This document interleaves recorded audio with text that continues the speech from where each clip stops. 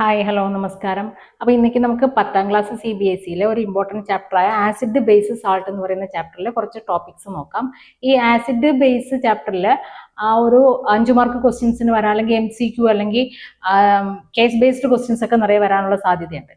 അപ്പോൾ ഇതിൽ ആസിഡിന്റെ properties, ബേസിന്റെ properties, പിന്നെ അതിന്റെ കുറച്ച് റിയാക്ഷൻസ്, അതൊക്കെയാണ് അത് മോസ്റ്റ്ലി ഈ ചാപ്റ്ററിൽ പഠിക്കാനായിട്ടുള്ളത്. അപ്പോൾ എന്താണ് ആസിഡ്, എന്താണ് ബേസ്? അപ്പോൾ അതെല്ലാവർക്കും നമ്മൾ ചെറിയ ക്ലാസ്സിലെ പഠിച്ചിട്ടുള്ള ഒരു ടോപ്പിക്കാണ് ആസിഡും ബേസും എന്ന് പറയുന്നത്. അപ്പോൾ ആസിഡ് എന്ന് പറയുമ്പോഴത്തേനും ഒരു പുളിപ്പ് ടേസ്റ്റ് ഉള്ള സബ്സ്റ്റൻസിനെയാണ് നമ്മൾ ആസിഡ് എന്ന് മോസ്റ്റ്ലി പറയുന്നത്, അല്ലെ? ആസിഡിന് പുളിപ്പ് ടേസ്റ്റ് ഉണ്ട്. പിന്നെ ആസിഡിന്റെ വേറൊരു പ്രോപ്പർട്ടി എന്ന് പറഞ്ഞാൽ ബ്ലൂ ലിറ്റ്മസ് പേപ്പറിനെ റെഡ് ലിറ്റ്മസ് പേപ്പറായിട്ട് കൺവേർട്ട് ചെയ്യും. അപ്പോൾ ബേസിന്റെ പ്രോപ്പർട്ടി എന്ന് പറയുമ്പോഴത്തേനും അതിനൊരു ബിറ്റർ ടേസ്റ്റ് ആയിരിക്കും. പിന്നെ ബേസ് എന്ന് പറയുമ്പോഴത്തേനും റെഡ് ലിറ്റ്മസിനെ ബ്ലൂ ലിറ്റ്മസ് ആയിട്ട് കൺവേർട്ട് ചെയ്യും. അപ്പൊ നമുക്ക് അത് എഴുതാൻ വേണ്ടി പറ്റും. ഇപ്പൊ ആസിഡ് വന്നിട്ട് സോർ ടേസ്റ്റ് ആയിരിക്കും. അതുപോലെ തന്നെ ബ്ലൂ ലിറ്റ്മസ് പേപ്പറിനെ റെഡ് ലിറ്റ്മസ് പേപ്പറായിട്ട് കൺവേർട്ട് ചെയ്യും. ബേസ് എന്ന് പറയുമ്പോഴത്തേനും that is bitter in taste ആയിരിക്കും. റെഡ് ലിറ്റ്മസ് പേപ്പറിനെ ബ്ലൂ ലിറ്റ്മസ് പേപ്പറായിട്ട് കൺവേർട്ട് ചെയ്യും. ഇതാണ് നമുക്ക് ആസിഡ് ബേസ് മോസ്റ്റ്ലി ഒരു കോൺസെപ്റ്റ്. ഇനി ആസിഡ് വന്നിട്ട് ഇഷ്ടം പോലെ ആസിഡ്സ് ഉണ്ട്.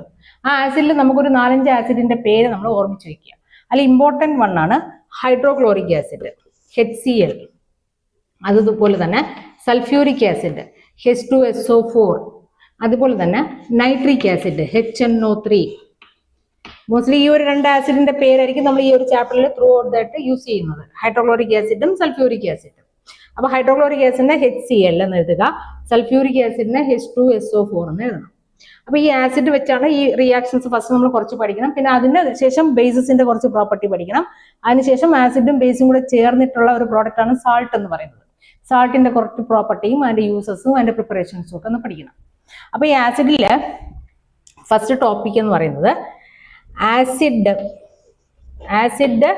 Or base react with metal.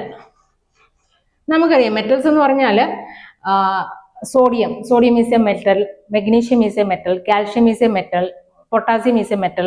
ഏതെങ്കിലും നമുക്കൊരു മെറ്റൽ എടുക്കാം. ആ മെറ്റല് ആസിഡിന്റെ കൂടെ റിയാക്ട് ആയി എന്തോ സംഭവിക്കും. അപ്പം നമ്മളൊരു മെറ്റൽ എടുക്കുക. ആദ്യമായിട്ട് ഒരു മെറ്റൽ, ഞാനിപ്പോൾ സിങ്ക് എടുക്കുകയാണ്. സിങ്ക് ഈസ് എ Zn ആണ് അതിന്റെ chemical formula. Zinc is a metal. ഈ സിങ്ക് വന്നിട്ട് ഒരു ആസിഡിന്റെ കൂടെ റിയാക്ട് ആയാൽ എന്ത് സംഭവിക്കും? അപ്പൊ സിങ്ക് റിയാക്ട് വിത്ത് ആസിഡ് എന്ന് പറയുമ്പോഴത്തേനും HCl gives H2SO4 എടുക്കാം. അപ്പൊ സിങ്ക് റിയാക്ട് വിത്ത് HCl.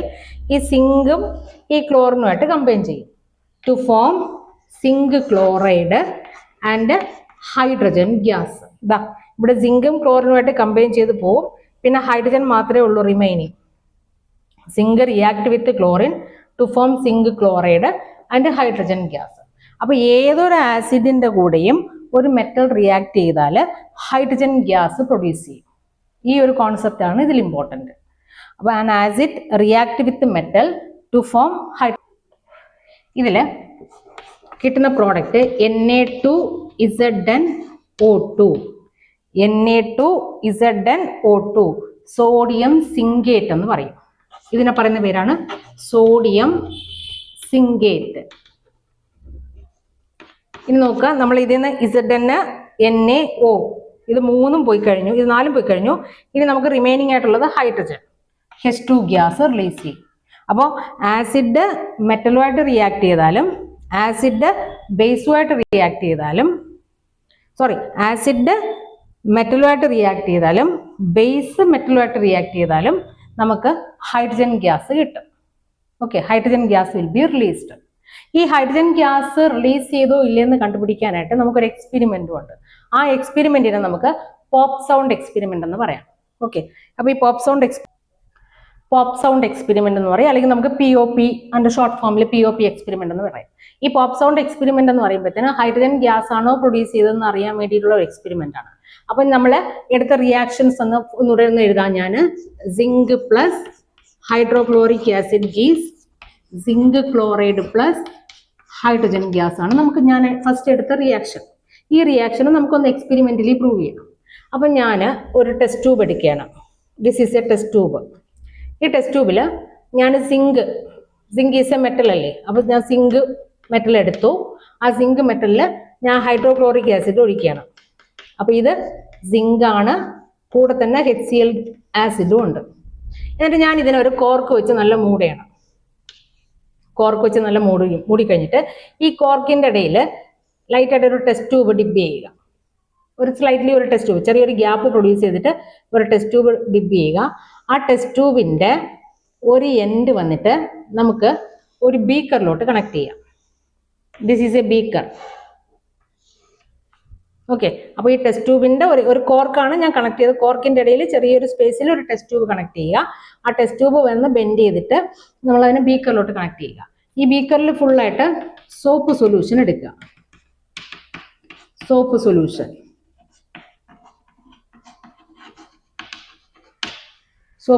എടുത്തു.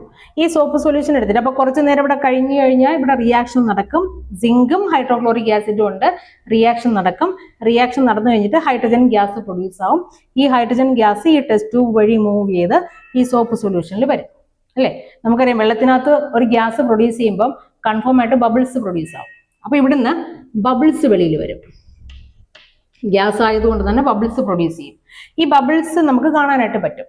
ഈ ബബിൾസ് ഹൈഡ്രജൻ ഗ്യാസ് ആണോ ഇല്ലയോ എന്ന് നമുക്ക് അറിയാൻ പറ്റൂലല്ലോ. അപ്പൊ നമ്മൾ ഇതിന്റെ അടുത്തായിട്ട് ഒരു ബേണിംഗ് ക്യാൻഡിൽ കൊണ്ടുവരിക. ഒരു കത്തുന്ന ഒരു മെഴുകുതിരി, ഒരു ബേണിംഗ് ക്യാൻഡിൽ കൊണ്ടുവരിക. ഈ ബേണിംഗ് ക്യാൻഡിൽ കൊണ്ടുവരുമ്പോഴത്തേനും ഈ ഗ്യാസ് വെളിയിൽ വരുന്നല്ലോ, ബബിൾസ് ഫോമിൽ ഗ്യാസ് വെളിയിൽ വരുന്നു. അപ്പൊ ക്യാൻഡിൽ ഇതിന്റെ അടുത്ത് കൊണ്ടുവരുമ്പോഴത്തേനും നമുക്കിവിടെ ഒരു പോപ്പ് സൗണ്ട് കേൾക്കാൻ വേണ്ടി പറ്റും. ആ ബബിൾസ് പൊട്ടുന്നതിന്റെ ഒരു സൗണ്ട്, പോപ്പ് സൗണ്ട് കേൾക്കാൻ വേണ്ടി പറ്റും. അപ്പൊ പോപ്പ് സൗണ്ട് കേട്ട് കഴിഞ്ഞാൽ നമുക്ക് ഉറപ്പിക്കാം hydrogen gas will be released. Okay, അപ്പൊ ഈ ഒരു എക്സ്പെരിമെന്റ് എന്ന് പറയുന്ന പേരാണ് പോപ്പ് സൗണ്ട് എക്സ്പെരിമെന്റ്. അപ്പൊ ഈ പോപ്പ് സൗണ്ട് എക്സ്പെരിമെന്റ് വെച്ചിട്ട് നമുക്ക് ഹൈഡ്രജൻ ഗ്യാസോ ആണോ എന്ന് കണ്ടുപിടിക്കാൻ വേണ്ടി പറ്റും. സപ്പോസ് ഇവിടെ ഓക്സിജൻ ഗ്യാസ് ആണ് പ്രൊഡ്യൂസ് ചെയ്യുന്നുണ്ടെങ്കിൽ, ഹൈഡ്രജൻ ഗ്യാസ് പ്രൊഡ്യൂസ് ചെയ്യുന്നുണ്ട്, പോപ്പ് സൗണ്ട് എക്സ്പെരിമെന്റ് കേൾക്കും. അതുപോലെ ക്യാൻഡിൽ വന്ന് ബേൺ ആവും, അണഞ്ഞു പോകും. സപ്പോസ് ഇവിടെ ഓക്സിജൻ ആണ് സപ്പോസ് പ്രൊഡ്യൂസ് ചെയ്യുന്നതെങ്കിൽ, ഇതിൽ ഓക്സിജൻ പ്രൊഡ്യൂസ് ചെയ്യാനുള്ള ചാൻസ് ഇല്ല, ഓക്സിജൻ ആണ് ഗ്യാസ് ആണ് പ്രൊഡ്യൂസ് ചെയ്യുന്നു എങ്കിൽ ഈ ക്യാൻഡിൽ വന്ന് കുറച്ചുകൂടെ ബ്രൈറ്റ് ആയിട്ട് കത്തും. കാരണം oxygen is needed for burning, അങ്ങനെ നമുക്ക് പറയാം. പക്ഷെ ഇവിടെ ഓക്സിജൻ അല്ല പ്രൊഡ്യൂസ് ചെയ്യുന്നത്, ഇവിടെ പ്രൊഡ്യൂസ് ചെയ്യുന്നത് ഹൈഡ്രജൻ ഗ്യാസ് ആണ്. ഓക്കെ, മെറ്റൽ കാർബണേറ്റ് നമുക്കറിയാം. ഒരു മെറ്റലിന്റെ കൂടെ ഒരു കാർബണേറ്റ് ചേർന്നാൽ അതിനെ പറയുന്ന പേരാണ് മെറ്റൽ കാർബണേറ്റ്. അപ്പൊ ഞാനൊരു മെറ്റൽ കാർബണേറ്റ് എടുത്തു. ആ മെറ്റൽ കാർബണേറ്റിൽ ഞാനൊരു ആസിഡോ ബേസോ ആഡ് ചെയ്യാൻ പോകണം. എന്ത് ഗ്യാസ് റിലീസ് ആവും, what is the salt produced, ആ റിയാക്ഷൻസ് എങ്ങനെയായിരിക്കും, അതാണ് അടുത്ത ടോപ്പിക് എന്ന് പറയുന്നത്. അപ്പോൾ ഒരു മെറ്റൽ കാർബണേറ്റ് എടുക്കുക. ഞാൻ സോഡിയം കാർബണേറ്റ് എടുത്തു, Na2CO3, സോഡിയം കാർബണേറ്റ്. ഈ സോഡിയം കാർബണേറ്റ് എന്ന് പറയുമ്പോൾ CO3 ആണ്. അപ്പൊ ഇതിനെ നമുക്ക് metal, sodium metal plus carbonate ചേരുന്നത് കൊണ്ട് തന്നെ ഇതിനെ നമുക്ക് സോഡിയം കാർബണേറ്റ് എന്ന് പറയാം. ഈ സോഡിയം കാർബണേറ്റില് ഞാൻ ഹൈഡ്രോക്ലോറിക് ആസിഡ് ആഡ് ചെയ്തു, HCl ആസിഡ് ആഡ് ചെയ്തു. അപ്പൊ ഇതിൽ നിന്ന് എനിക്ക് കിട്ടുന്ന പ്രോഡക്റ്റ് എന്ന് പറയുമ്പോഴത്തേനും ദാ ഇവിടെ Na ഉണ്ട്, ഇവിടെ HCl Cl ഉണ്ട്. അപ്പൊ NaCl, സോഡിയം ക്ലോറൈഡ് എനിക്ക് കിട്ടി. പിന്നെ റിയാക്ടന്റ് സൈഡിൽ നമുക്ക് CO3 ഉണ്ടെങ്കിൽ കൺഫേം ആയിട്ട് പ്രോഡക്റ്റ് സൈഡിൽ CO2 ഗ്യാസ് കിട്ടും. അതെല്ലാവരും ഒന്ന് ഓർമ്മിച്ച് വെക്കുക. CO3 ഇവിടെ ഉള്ളത് കൊണ്ട് തന്നെ ഇവിടെ നമുക്ക് CO2 ഗ്യാസ് പ്രൊഡ്യൂസ് ആവും, carbon dioxide gas produce ആവും. അപ്പൊ ഇവിടുന്ന് ഒരു CO2 പോയി കഴിഞ്ഞാൽ പിന്നെ ഒരു റിമൈനിങ് ഓക്സിജൻ ഇവിടെ ഉണ്ട്, ഇവിടെ ഒരു ഹൈഡ്രജൻ ഉണ്ട്. അപ്പോൾ ഓക്സിജനും ഹൈഡ്രജനുമായിട്ട് ചേരുമ്പോഴത്തേനും water will be produced, H2O produce ആവും. അപ്പോൾ ഈ ഒരു റിയാക്ഷനിൽ നിന്ന് when metal carbonate react with some acid, HCl എടുക്കാം, H2SO4 എടുക്കാം, ഏതെങ്കിലും ഒരു ആസിഡ് എടുക്കാം. When metal carbonate react with acid to form salt plus carbon dioxide gas plus water. അപ്പൊ നമുക്ക് ഇവിടെ കിട്ടുന്ന ഗ്യാസ് എന്ന് പറയുന്നത് കാർബൺ ഡൈ ഓക്സൈഡ് ഗ്യാസ് ആണ് കിട്ടുന്നത്. ഇതേപോലെ തന്നെയാണ് മെറ്റൽ കാർബണേറ്റ് റിയാക്ട് വിത്ത് ബേസ്. ഇവിടെ ആസിഡിന് ബദലായിട്ട് ഞാൻ ബേസ് എടുത്താലും എനിക്ക് കിട്ടുന്ന ഗ്യാസ് വന്ന് കാർബൺ ഡൈ ഓക്സൈഡ് ഗ്യാസ് ആണ്. ഇനി കാർബൺ ഡൈ ഓക്സൈഡ് ഗ്യാസ് ആണോ ഇല്ലയെന്ന് കണ്ടുപിടിക്കാൻ അതിന് നമുക്കൊരു എക്സ്പെരിമെന്റ് ഉണ്ട്. ഓക്കെ, അപ്പൊ അതിന് ഞാനൊരു ടെസ്റ്റ് ട്യൂബ് എടുത്തു. ടെസ്റ്റ് ട്യൂബിൽ ഞാൻ സോഡിയം കാർബണേറ്റ് എടുക്കുകയാണ്, മെറ്റൽ കാർബണേറ്റ് എടുത്തു, സോഡിയം കാർബണേറ്റ് എടുത്തു. അതിൽ ഞാൻ ഹൈഡ്രോക്ലോറിക് ആസിഡ് ആഡ് ചെയ്തു, ഹൈഡ്രോക്ലോറിക് ആസിഡും സോഡിയം കാർബണേറ്റും Na2CO3. അതിനെ ഞാനൊരു കോർക്ക് വെച്ച് നല്ല മൂടിയിട്ട് കഴിഞ്ഞിട്ട് ഈ കോർക്കിന്റെ ഇടയിൽ കൂടെ ഞാനൊരു ടെസ്റ്റ് ട്യൂബ് കണക്ട് ചെയ്യണം. ഒരു ടെസ്റ്റ് ട്യൂബ് കണക്ട് ചെയ്തിട്ട് ആ ടെസ്റ്റ് ട്യൂബിന്റെ എൻഡ് വന്നിട്ട് വേറൊരു ടെസ്റ്റ് ട്യൂബിലോട്ട് കണക്ട് ചെയ്തൊക്കെയാണ് ആ ടെസ്റ്റ് ട്യൂബിന്റെ എൻഡ്. അപ്പോൾ ആഫ്റ്റർ സം ടൈംസ്, കുറച്ച് സമയം കഴിയുമ്പോഴത്തേനും ഈ ഹൈഡ്രോക്ലോറിക് ആസിഡും ഈ മെറ്റൽ കാർബണേറ്റും കൂടെ റിയാക്ഷൻ നടന്ന് carbon dioxide gas release ആവും. ഈ കാർബൺ ഡൈ ഓക്സൈഡ് ഗ്യാസ് ഈ ടെസ്റ്റ് ട്യൂബ് വഴി വന്ന് ഇവിടെ സ്റ്റോർ ആവും അല്ലേ. അപ്പോൾ ഈ ടെസ്റ്റ് ട്യൂബിൽ നമ്മൾ കുറച്ച് കാൽഷ്യം ഹൈഡ്രോക്സൈഡ് എടുക്കുക, CaOH twice കാൽഷ്യം ഹൈഡ്രോക്സൈഡ് എടുക്കുക. അപ്പോൾ കാർബൺ ഡൈ ഓക്സൈഡ് ഗ്യാസ് ഇവിടെ വന്ന് റിലീസ് ആവും അല്ലേ. റിലീസ് ആകുമ്പോഴത്തേനും ഈ കാൽഷ്യം ഇവിടെ carbon dioxide gas release ആവേണം. ഈ carbon dioxide gas calcium ഹൈഡ്രോക്സൈഡിന്റെ കൂടെ ചേർന്നിട്ട് കാൽഷ്യം കാർബണേറ്റ് പ്രൊഡ്യൂസ് ആവും. ഇവിടെ ഓൾറെഡി നമ്മൾ എടുത്തിട്ടുള്ളത് കാൽഷ്യം ഹൈഡ്രോക്സൈഡ് ആണ്. കാർബൺ ഡൈ ഓക്സൈഡ് ഗ്യാസ് വന്നിട്ടുണ്ട്. ഇത് ഈ carbon dioxide gas calcium ഹൈഡ്രോക്സൈഡിനോട് ചേർന്നിട്ട് നമുക്ക് കാൽഷ്യം കാർബണേറ്റ് CaCO3 പ്രൊഡ്യൂസ് ആവും. CaCO3 പ്രൊഡ്യൂസ് ആവും. പിന്നെ ഇവിടെ ഒരു ഹൈഡ്രജനും ഒരു ഓക്സിജനും കൂടെ ചേർന്നിട്ട് വാട്ടറും നമുക്ക് കിട്ടും. ഓക്കെ, അപ്പോൾ ഈ കാൽഷ്യം കാർബണേറ്റ് പ്രൊഡ്യൂസ് ചെയ്യുന്നത് കൊണ്ട് തന്നെയാണ് ഇവിടെ ഈ കളർ ഒന്ന് മാറും. കാൽഷ്യം ഹൈഡ്രോക്സൈഡിന്റെ കളർ മാറും. ഈ കളർ മാറുന്നത് വെച്ച് നമുക്ക് കണ്ടുപിടിക്കാം കാർബൺ ഡൈ ഓക്സൈഡ് ഗ്യാസ് ആണോ പ്രൊഡ്യൂസ് ചെയ്തത് ഇല്ലെന്ന് കണ്ടുപിടിക്കാം. ഈ കളർ എങ്ങനെ മാറും എന്ന് കേട്ടാൽ കാൽഷ്യം കാർബണേറ്റിന്റെ കളർ വന്നിട്ട് ഒരു മിൽക്കി സബ്സ്റ്റൻസ് പ്രൊഡ്യൂസ് ആവും. മിൽക്കി സബ്സ്റ്റൻസ്, ഇല്ലെങ്കിൽ നമുക്ക് അതിനെ ക്ലൗഡി സബ്സ്റ്റൻസ് എന്നും പറയാം, വൈറ്റ് പ്രിസിപ്പിറ്റേറ്റ് എന്നും പറയാം.